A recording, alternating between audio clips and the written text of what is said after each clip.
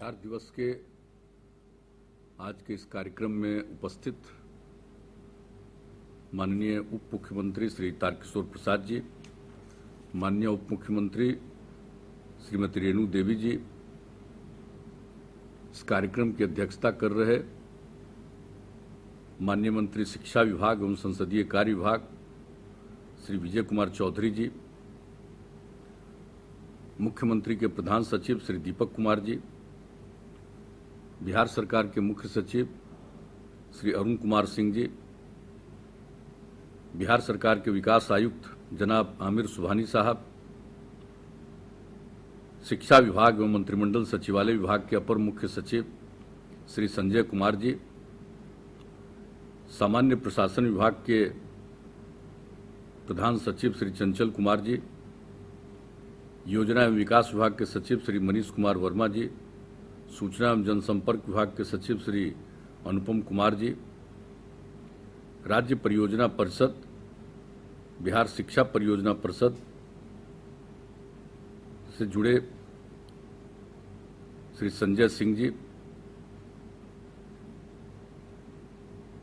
शिक्षा विभाग के सचिव श्री असंगवा चुबा आओ जी, माध्यमिक शिक्षा के निदेशक श्री गिरिवर दयाल जी, आज जो ये वीडियो कॉन्फ्रेंसिंग के साथ के जरिए ये कार्यक्रम हो रहा, इस कार्यक्रम से जुड़े हुए विभिन्न जिलों में सभी माननीय विधायकगण, सभी प्रमंडलीय आयुक्त, जिला पदाधिकारीगण, अन्य सभी पदाधिकारीगण, शिक्षा विभाग के सभी पदाधिकारीगण, कर्मीगण, शिक्षकगण, सभी छात्र छात्राएं, जीविका की दीदियां, विशिष्ट अतिथिगण, प्रिंट एवं इलेक्ट्रॉनिक मीडिया के पत्रकार मित्रों, छायाकार बंधुओं और पूरे बिहार में इस कार्यक्रम से जुड़े बहनों एवं भाइयों, मैं सबसे पहले जो इस कार्यक्रम से जुड़े हैं उन सबों का अभिनंदन करता हूं। और आज जो बिहार दिवस का कार्यक्रम है, इस अवसर पर मैं सभी बिहार वासियों को बधाई देता हूं और उनका भी मैं अभिनंदन करता हूं। अभी हमारे सभी वक्ताओं ने महत्वपूर्ण चीजों की चर्चा की है। आप सबको मालूम है कि ये इसकी शुरुआत बिहार दिवस की हम लोगों को जब बिहार के लोगों ने काम करने का मौका दिया है, तभी इस विषय पर काफी विचार विमर्श किया गया, अनेक लोगों के साथ इस पर चर्चा की गई और ये हुआ कि आखिर बिहार दिवस किस रोज मनाया जाएगा। वैसे जो आज बिहार है और इसका जो इतिहास है, इसकी जो गरिमा है, यहाँ क्या नहीं है, इन सब चीजों के बारे में संक्षेप में हमारे साथियों ने उसकी चर्चा की है। लेकिन सबके मन में था कि बिहार इतना गौरवशाली है, इसका इतना बड़ा इतिहास है, कितने लोगों को यहाँ ज्ञान की प्राप्ति हुई है। तो इसी को ध्यान में रखते हुए और पूर्व में बिहार कितना विकसित रहा है, और ये जो आज राजधानी पटना है, कल पाटलिपुत्र कहलाता था, और इसके माध्यम से जितने बड़े इलाकों का शासन का कार्य यहाँ से होता था, शायद अब उतना अपना देश है उससे भी बड़े इलाके का होता था। तो ये सब स्थिति थी। तो अपने सभी लोगों के मन में ये बात थी कि हम लोगों को बिहार के लिए कुछ न कुछ गौरवपूर्ण ढंग से कुछ सोचना चाहिए, करना चाहिए, लोगों को प्रेरित करना चाहिए। तो इसी बात पर काफी विमर्श हुआ और ये देखा गया कि 1911 में नवंबर महीने में तो बिहार को यानी बंगाल से अलग किया, जिसमें बिहार और उड़ीसा दोनों था, उसको अलग किया गया और पटना को ही उसकी राजधानी के बारे में निर्णय हुआ। लेकिन ये तय हुआ कि आखिरकार इसको हम कब से बिहार दिवस मनाएं। तो अनेक विषय थे, कब गवर्नर आ गए, कब क्या हुआ, नोटिफाई हुआ। तो इन सब चीज़ों पर गौर करते हुए हम लोगों को यही लगा कि देखिए, जिस दिन अंग्रेजों का राज था उन लोगों ने बिहार को एक अलग प्रांत के रूप में नोटिफाई किया, उसी को हम लोग बिहार दिवस माने और ये काम 22 मार्च 1912 को किया गया था। तो इसलिए हम लोगों ने 22 मार्च को ही बिहार दिवस के रूप में मनाना शुरू किया। और इस पर चर्चा तो पहले से कई सालों से हो रही थी, लेकिन 2010 से एक कार्यक्रम का, अच्छे खासे कार्यक्रम की शुरुआत की गई और गांधी मैदान के माध्यम से हम लोगों ने ये सब काम काफ़ी कुछ शुरू किया, बड़े पैमाने पर काम किया गया। और जब 100 साल का समय आया 2012, चूँकि 1912 में ये नोटिफाइड हुआ था 22 मार्च को, तो उस दिन क्या भव्य कार्यक्रम हुआ, कितनी चीज़ों का निर्णय हुआ। आज जो राज्य गीत, और इसके बारे में हमारे उप मुख्यमंत्री जी ठीक कह रहे हैं, ये पहले से ही डिसाइडेड है कि जो हमारा राज्य गीत है इसको हम खास कार्यक्रमों में रखें। कई साल तक खास कार्यक्रमों में रखा जाता था, पढ़ा जाता था, लेकिन इधर ये काम धीरे धीरे लोग भूल गए। तो आपको जो आज उप मुख्यमंत्री जी दोबारा कह रहे हैं ये पहले की बात है, तय है। तो हम तो ये कहेंगे सब लोगों को, हमारे सब लोग बैठे हुए, मुख्य सचिव बैठे हुए हैं, विकास आयुक्त बैठे हुए हैं, और जो जिम्मेवारी शिक्षा विभाग को दी गई कि बिहार दिवस का आयोजन शिक्षा विभाग के माध्यम से, आखिर शिक्षा विभाग को क्यों तय किया गया? वो इसलिए तय किया गया कि शिक्षा सबसे महत्वपूर्ण है और पहले बिहार में शिक्षा थी, इन दिनों हम काफी पीछे रहे, तो इसीलिए शिक्षा विभाग को ये जिम्मेवारी दी जाए और इसको बड़े पैमाने पर नई पीढ़ी के लोगों को ये जानकारी दें। तो जब नई पीढ़ी के लोग, पुरुष और स्त्री, सब के सब लोगों को अगर इन सब चीज़ों का एहसास हो गया, जो पढ़े हैं, जो नहीं पढ़े हैं, उन सब लोगों के बीच में धीरे धीरे चर्चा हो जाएगी, तो सबके मन में एहसास होगा। और आप जान रहे हैं, अब तो बिहार दिवस आप जान लीजिए, सिर्फ बिहार में नहीं, बिहार के बाहर दूसरे प्रांतों में और यहाँ तक कि दूसरे देशों में जहाँ बिहार के लोग रहते हैं वहाँ बिहार दिवस मनाते हैं। और आज कितनी खुशी की बात है कि आज के बिहार दिवस के अवसर पर आदरणीय राष्ट्रपति जी ने, आदरणीय प्रधानमंत्री जी ने भी बिहार को शुभकामनाएं दी है बिहार दिवस के अवसर पर। तो आप समझ सकते हैं कि बिहार दिवस का कितना महत्व है, सब लोगों ने इनको स्वीकार किया और कितने बड़े पैमाने पर यह कार्यक्रम चलता रहा है। गांधी मैदान में कार्यक्रम कितना भव्य होता रहा है, कितने लोग पुरस्कृत होते रहे हैं, कितनी नई चीजें सामने आती रही हैं। लेकिन अब किया क्या जाए, ये पिछले साल जो कोरोना हो गया उसके चलते ये बंद हुआ, लेकिन इस बार हम लोगों ने कहा कि भाई वीडियो कॉन्फ्रेंसिंग के जरिए हम इस कार्यक्रम को जरूर शुरुआत करेंगे। आखिर कितने दिन तक हम बिहार दिवस के कार्यक्रम को नहीं करेंगे। तो आज जब इसी रूप में किया गया, मैं इसके लिए शिक्षा विभाग को धन्यवाद देता हूँ कि आज अनेक जगहों पर और सब जगह हम देख रहे हैं कि हर जिले में लोग बैठे हुए हैं और जिसकी हमने चर्चा की, अनेक जिलों में माननीय विधायकगण भी शामिल हैं, सब लोग हैं, बच्चे बच्चियां सब लोग शामिल हैं, छात्र हैं, सब तरह के लोग इस कार्यक्रम में शामिल हुए हैं। तो ये बहुत खुशी की बात है। तो इसका मकसद क्या है? हम सब लोगों का मकसद यही है कि बिहार को हम सब लोग आगे बढ़ाएंगे और इसी मकसद से बिहार दिवस का आयोजन किया गया। इसके लिए जो सोचा गया उसकी बात तो सबको मालूम है और आपको अभी हमने संक्षेप में उसकी जानकारी दी। लेकिन इसका मकसद क्या है? बिहार को विकसित करना है, बिहार के सब लोगों के मन में एक आत्मविश्वास का भाव पैदा हो और आगे सब लोग बढ़ें, एक दूसरे की मदद करें, प्रेम का भाव हो, भाईचारे का भाव हो, एक दूसरे के प्रति अच्छा भाव हो, और इसी के लिए इस तरह के कार्यक्रम का आयोजन किया जाता है। तो आज मुझे खुशी है कि आज 109 वर्ष पूरे हो रहे हैं और इस दिन सब लोग इस काम में शामिल हैं। हम सब लोगों को अपनी शुभकामनाएं देते हैं और जो कुछ भी है, गौरवशाली इतिहास तो रहा ही है, जिसकी चर्चा हमारे सभी साथियों ने की है कि आखिर कौन कौन लोग यहाँ पर नहीं आए। ज्ञान और मोक्ष दोनों की धरती, और कितने लोगों को यहाँ ज्ञान की प्राप्ति हुई, ये आप सब लोगों को मालूम। तो बिहार के सभी लोगों को फिर से ज्ञान की प्राप्ति कराना, और इसीलिए बिहार दिवस का आयोजन शिक्षा विभाग को ही दिया गया कि ये काम करें कि ज्ञान की भूमि है, अब सभी ज्ञानी बने। तो सब लोगों को प्रेरित करने के लिए ही ये काम किया जा रहा है। तो सब तरह की बात है और अच्छी बात है। और इस बार तो जो कुछ भी लोगों ने किया है ये अच्छे ढंग से किया है। अनेक प्रकार का काम हम लोग सब कर रहे हैं। बच्चे बच्चियों को पढ़ाने के लिए पहले की क्या स्थिति थी, अब कितने लोगों को, लड़कियां कहाँ पढ़ती थी, किस तरह से लड़कियों को प्रेरित किया, पोशाक योजना, साइकिल योजना, और अब कितनी लड़कियां पढ़ रही। और इसके बाद जो प्रजनन दर की बात आई, उस पर जो ये यूरेका की भावना आई कि हम अगर अपनी लड़कियों को कम से कम इंटर तक पढ़ा देंगे तभी प्रजनन दर घटेगा।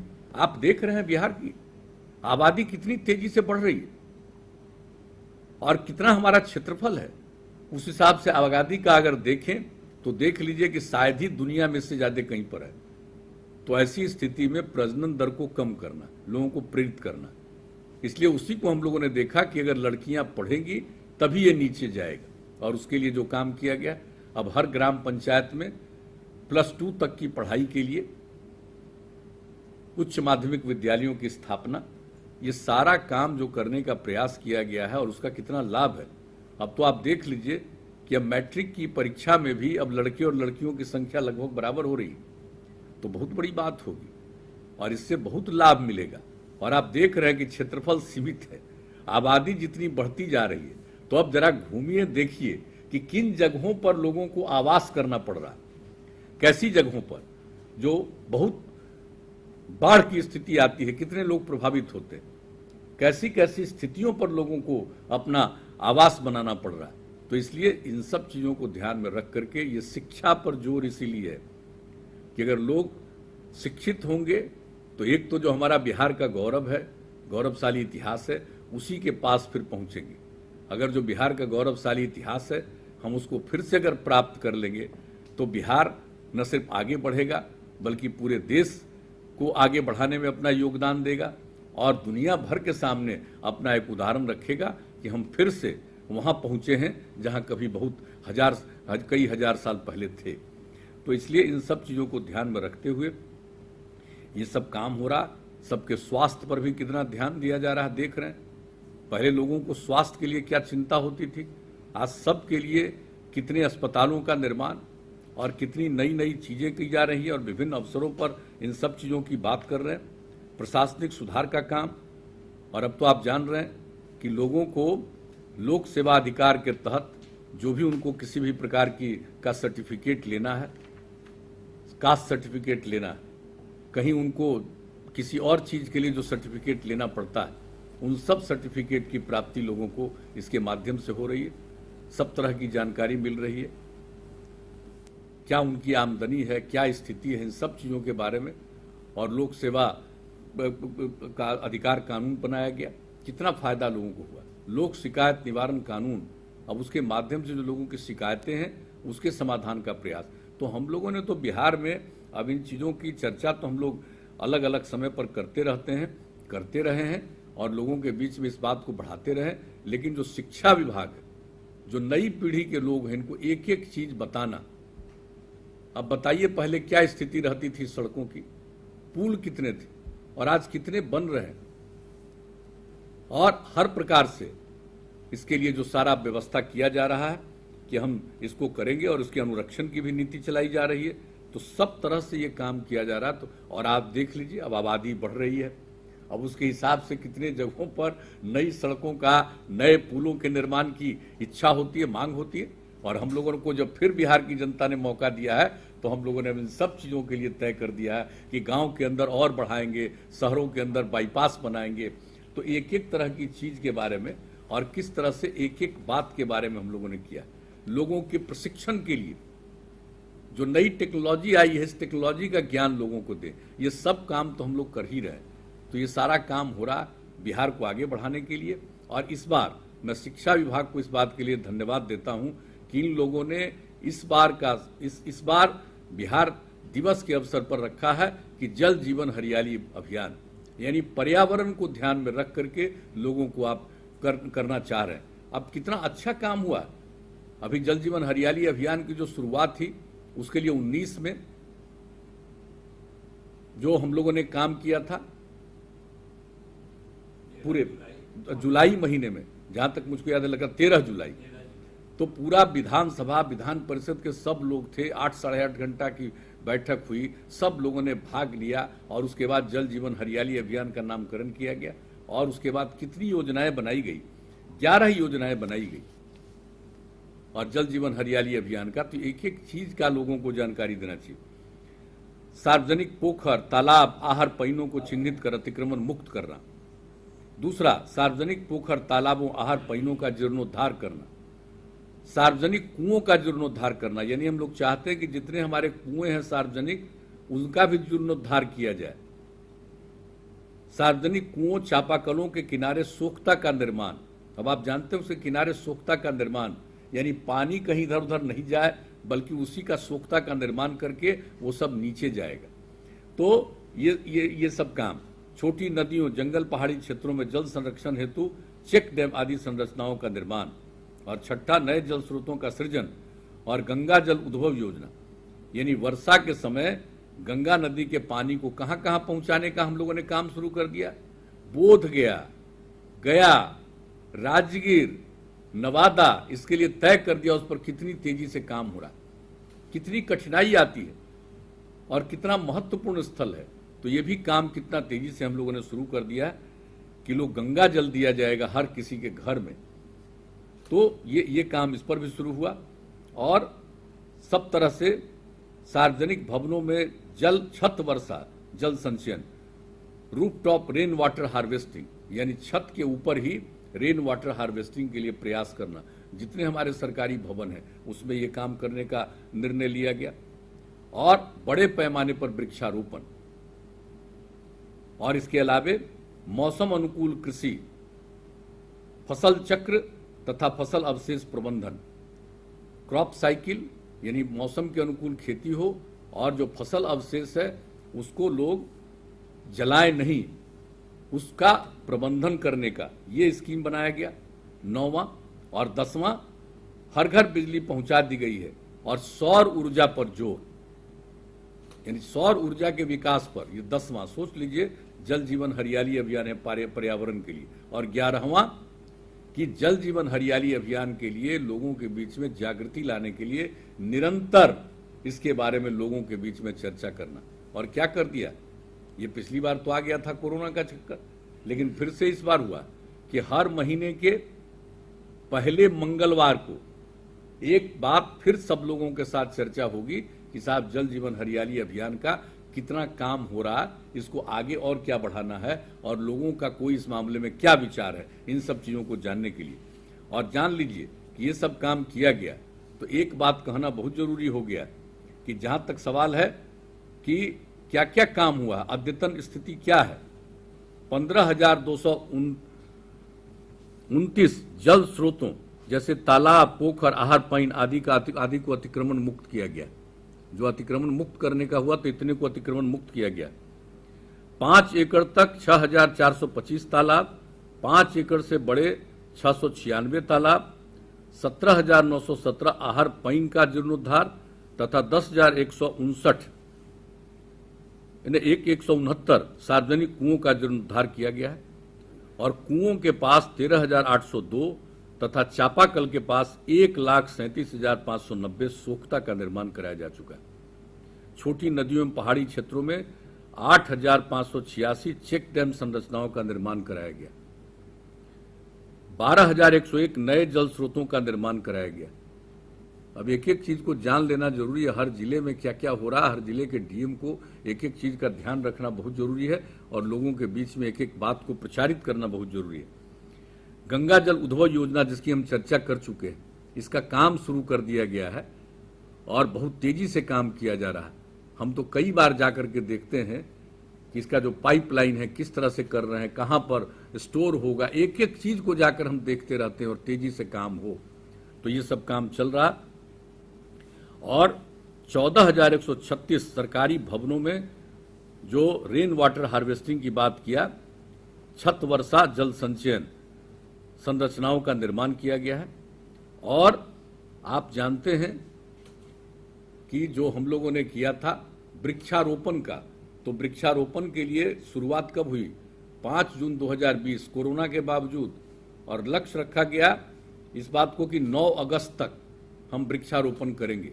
और लक्ष्य कितना था, 2,51,00,000 वृक्षारोपण का। और कितनी खुशी की बात है कि इस बीच में वृक्षारोपण पूरे बिहार में जो किया गया 3,90,00,000 से भी ज्यादा वृक्षारोपण हुआ। ये कितनी बड़ी बात हुई है। लोग बिहार के बारे में पूरी बात को बाहर नहीं जानते हैं। बिहार में तो चर्चा करनी चाहिए, कुछ देश के बाहर बहुत लोग इस बात को जानते हैं। और आपको हम बता देते हैं कि बिहार में जो कुछ भी हुआ और जो हो रहा है इसके बारे में आपको जान लीजिए कि यूनाइटेड नेशन में जानकारी मिली होगी, तभी तो हम लोगों को खबर आई। और मुझको भी कहा कि भाई आप संक्षेप में कुछ बात बताइए कि आपके यहाँ जो ये काम हो रहा है पर्यावरण के संरक्षण के जल जीवन हरियाली अभियान। तो 24 सितंबर 2020 को उच्च स्तरीय राउंड टेबल कॉन्फ्रेंस के माध्यम से ये जो सम्मेलन हो रहा था उसमें मुझको भी अपनी बात रखने का मौका मिला, जिसमें कई देशों के प्रधानमंत्री प्रमुख नेताओं ने उसमें हिस्सा लिया था। तो देश के बाहर तो बहुत लोग जान रहा है, लेकिन हम लोग जो काम करते हैं हम लोग प्रचारित नहीं करते हैं ज्यादा।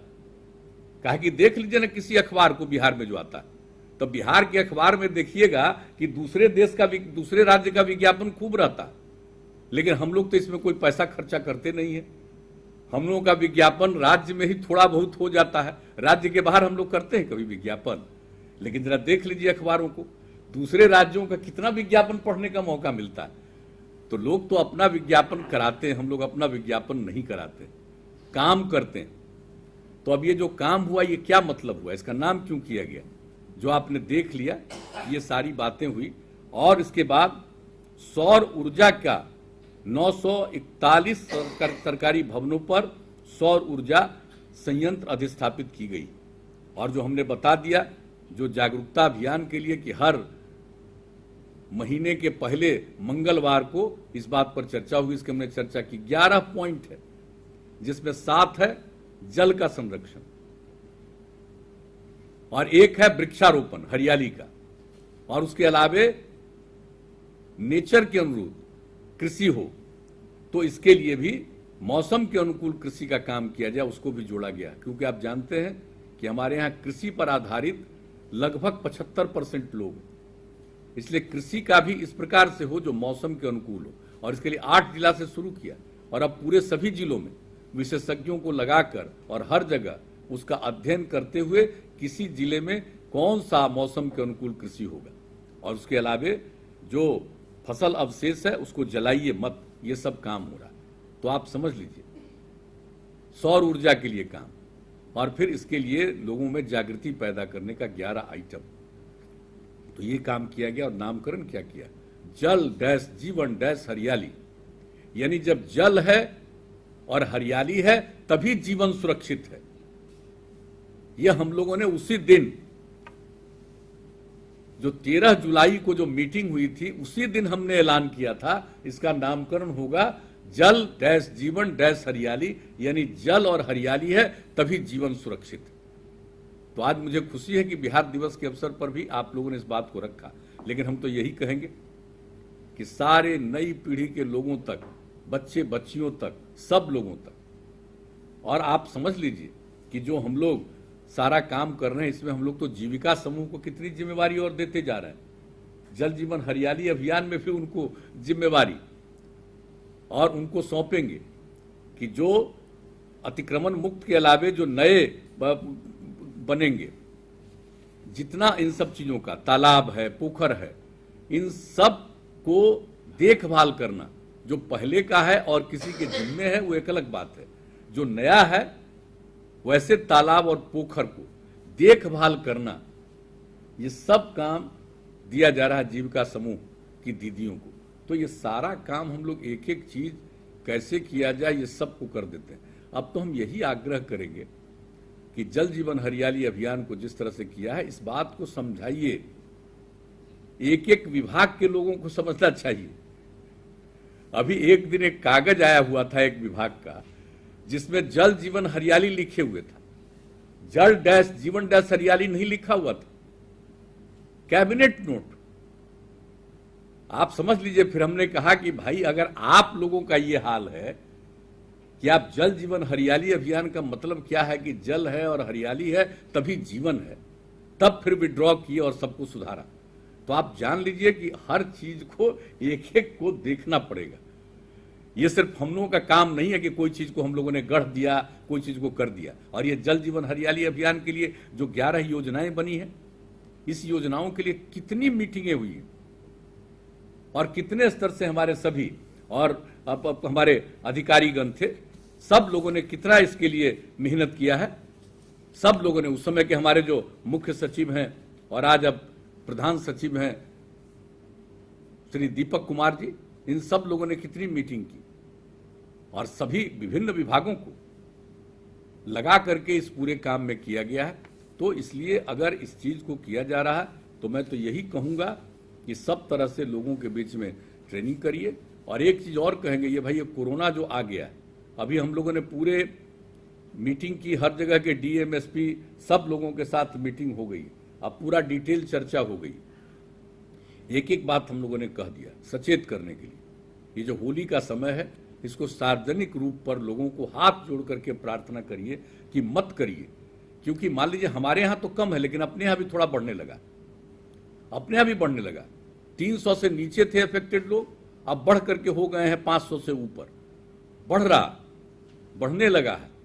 बाहर से भी लोग आते हैं, स्वाभाविक रूप से अपने घर में आते हैं, उसको बेचारे को क्या पता है कि उनको है। जब टेस्ट होता है तो पता चलता है कि पॉजिटिव, ऐसे क्या मालूम। लेकिन अगर बहुत बड़े स्तर पर नहीं करेंगे, सार्वजनिक रूप पर नहीं जुटेंगे तो बचेंगे। और देख लीजिए 8 राज्यों का क्या हाल हो रहा, कितना बढ़ रहा। महाराष्ट्र की क्या स्थिति हो गई है, जरा इस बात को जानिए। शायद जितना पहले नहीं हुआ था उतना अब हो गया। हमारे यहां तो बहुत कम है, हम लोगों ने बहुत नियंत्रित किया है और जितना अफेक्टेड लोग भी कम है, मृत्यु होने वालों की संख्या भी कम हुई है, लेकिन मृत्यु तो हुई है लोगों की।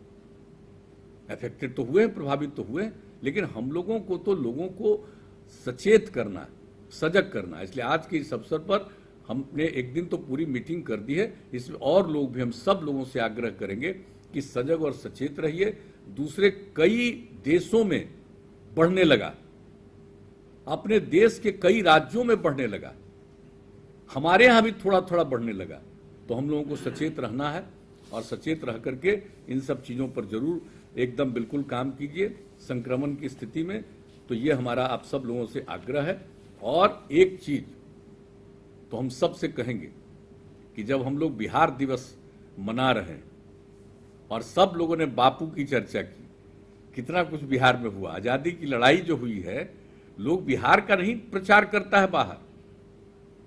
जो 1917 में बापू आए और चंपारण में गए और उस समय जो कुछ भी चंपारण में हुआ, और आप देख लीजिए उसी के बाद देश के दूसरे हिस्सों में हुआ और 30 साल के अंदर देश आजाद हुआ। तो जो बिहार में जो कुछ भी किया गया है, ये सब किया गया है। तो हम लोग तो बापू की सब चीजों को मानते हैं, महिलाओं की सब चीजों को मानते हैं।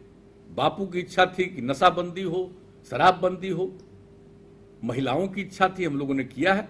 अब सबसे हम प्रार्थना करेंगे, सब लोग शामिल हैं, नजर रखिए, लोग इधर उधर करे, लोगों के बीच में सारी बात को रखिएगा तो और कम से कम लोग होंगे। वैसे तो सबको मालूम है कुछ ना कुछ तो गड़बड़ करेगा, ये तो आदमी का स्वभाव होता है। ज्यादातर लोग ठीक होते हैं लेकिन कुछ लोग तो गड़बड़ करने वाले होते हैं। तो आप कुछ भी करिएगा, कुछ ना कुछ लोग गड़बड़ करेंगे। क्राइम को रोकने के लिए चाहे जितना कानून बनाइए, तभी तो क्राइम करने वाले लोग होते हैं। तो शराबबंदी का काम कर दिया और इतना सब कुछ किया जा रहा, तब भी कुछ लोग करेगा, घटपच करेगा। तो वैसी स्थिति में सबके बीच में जागृति लाते रहना बहुत जरूरी है। तो आज के इस बिहार दिवस के अवसर पर तो आप लोगों ने तय किया जल जीवन हरियाली अभियान के लिए, ये बहुत खुशी की बात है, पर्यावरण के संरक्षण के लिए। और आप समझ रहे, अभी हमारे उप मुख्यमंत्री जी ने भी बताया, और पूरे दुनिया में जल के संरक्षण के लिए जो एक अंतर्राष्ट्रीय दिवस के रूप में हो रहा, तो आप जरा सोच लीजिए, एक अंतर्राष्ट्रीय दिवस आज के रूप में मनाया जा रहा है, किस चीज के लिए? जल के संरक्षण के लिए। और हम लोग बिहार दिवस के अवसर पर क्या कर रहे हैं? जल जीवन हरियाली अभियान को लोगों तक पहुंचाने के लिए और जल के संरक्षण के लिए हम लोग यहां काम कर रहे हैं। जल के संरक्षण के लिए, हरियाली के संरक्षण के लिए। जब तक लोग झारखंड और बिहार एक था, किसी को चिंता थी? झारखंड अलग हो गया तो कितना हरित आवरण था, कितना कम था। और ये जब हम लोगों को काम करने का मौका मिला, तभी तो हम लोगों ने आकलन और अध्ययन किया कि मात्र 9% है। और इसके लिए हम लोगों ने 2012 में शुरू किया और कितने बड़े पैमाने पर इसके लिए हम लोगों ने शुरुआत की। 24 करोड़ पेड़ का वृक्षारोपण का हम लोगों ने लक्ष्य रखा और 19 करोड़ से भी ज्यादा करवाया। और उसके बाद तो फिर अब जल जीवन हरियाली अभियान में आपको बता दिया कि जो हम लोगों ने शुरू किया वृक्षारोपण का काम, तो जो हरित आवरण के लिए शुरू किया पहले, और फिर जल जीवन हरियाली अभियान में वृक्षारोपण, तो अब कितना बढ़ गया, अब 15% से ज्यादा हो गया। तो आप समझ लीजिए कि हरित आवरण अब जब बढ़ रहा है तो इसको समझना चाहिए कि हम सब लोगों को और आगे बढ़ाना है ताकि पर्यावरण की हम रक्षा कर सकें। और जिस तरह का बात है, हम लोग किस काम के लिए ध्यान नहीं देते हैं, बताइए। फ्लड आता रहता है, हमारे यहां से कुछ होता है, कहां से आ जाता है, सब ज्यादा तो देख लीजिए नेपाल से, और कितने लोग प्रभावित होते हैं। तो हम लोग जहां पर है भाई, चारों तरफ से कुछ न कुछ संकट का माहौल रहता है। इसके लिए घबराने की कोई जरूरत नहीं है, सचेत रहना है। और इन सब चीजों के बावजूद हमारा जो इतिहास है गौरवशाली है। हमारे यहाँ कौन नहीं हुए जिसकी चर्चा आप सब लोगों ने की है, मैं उसको दोहराना नहीं चाहता हूं। कितने लोगों के ज्ञान की प्राप्ति हुई, किनका जन्म हुआ, यहीं पर उनकी मृत्यु भी हुई। क्या हर तरह का चीज, कितने तरह से लोगों ने यहां पर काम किया है और किस तरह का ज्ञान प्राप्त किया है। शून्य का आविष्कार भी यहीं, तो कौन सी चीज नहीं हुई है इस जगह पर। इसलिए हम लोगों को फिर से बिहार को वहीं लाना है। वो जो हमारी पौराणिक चीजें हैं, पहले की चीजें हैं, ज्ञानवर्धन की चीजें हैं, हम सब लोगों को मेहनत करके लोगों को प्रेरित करना है और फिर से बिहार को उसी ऊंचाई पर ले जाना है। और इसीलिए बिहार दिवस का आयोजन है, लोग बिहार के प्रति गौरव महसूस करें। तो आज यहाँ के लोगों को और बिहार के लोग इस राज्य के, इस देश के विभिन्न राज्यों में या दुनिया के विभिन्न देशों में जितने लोग हैं, सबको इस बात के लिए गौरव का अनुभव होता है। मैं सबको बधाई देता हूं और साथ साथ मैं आदरणीय राष्ट्रपति जी को, आदरणीय प्रधानमंत्री जी को भी बधाई देता हूं कि उन्होंने बिहार दिवस के अवसर पर शुभकामनाएं दी। तो आज के इस अवसर पर आप सब लोग इन चीजों को निश्चित रूप से आगे बढ़ाते रहिएगा। और जो कहा हमारे उप मुख्यमंत्री जी ने, जरा याद रखिएगा, राज्य गीत सब जगह चलवाइएगा। कितनी बार हम लोगों ने कह दिया था, अब जो भी हम पहले भी कह चुके हैं कि हमारा कोई सरकारी कार्यक्रम हो तो उसमें जरूर राज्य गीत चलाइए। तो अब ध्यान रखिएगा, फिर से सारे डीएम लोग जान लें, सारे एसपी लोग जान लें, सभी कमिश्नर लोग जान लें, सभी अधिकारी लोग जान लें, विभिन्न विभागों के अधिकारी सब लोग जान लें। इसको फिर से शुरू में 2-3 साल 4 साल अच्छे ढंग से किया गया, लेकिन फिर लोग भूल गए हैं। तो भूलना नहीं है और इस चीज को करना है। और इसके लिए इसी समय तो हम लोगों ने किया ही था। स्कूलों में तो लोगों को, बच्चों को सुनाया जाता है, वो भी है दूसरा, वो तो हर जगह। और हम समझते हैं शिक्षा विभाग को अच्छी तरह मालूम होगा कि जो इसी में 2012 में ही वो तैयार किया गया, इसको लोग जरूर हर स्कूल में सुनाते होंगे बच्चों को।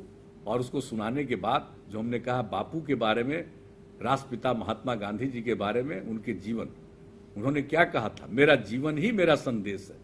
इसलिए हम नई पीढ़ी के सब लोगों को चाहते हैं कि बापू के जीवन के बारे में लोग जानें।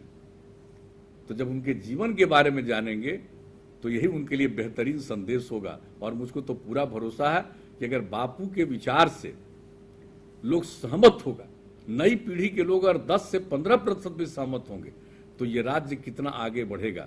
आपस में प्रेम और भाईचारे का माहौल होगा और हर तरह से तरक्की के रास्ते पर जाएंगे। तो इन्हीं शब्दों के साथ आप सब लोगों को मैं पुनः शुभकामनाएं देता हूं और सबको बधाई देता हूं।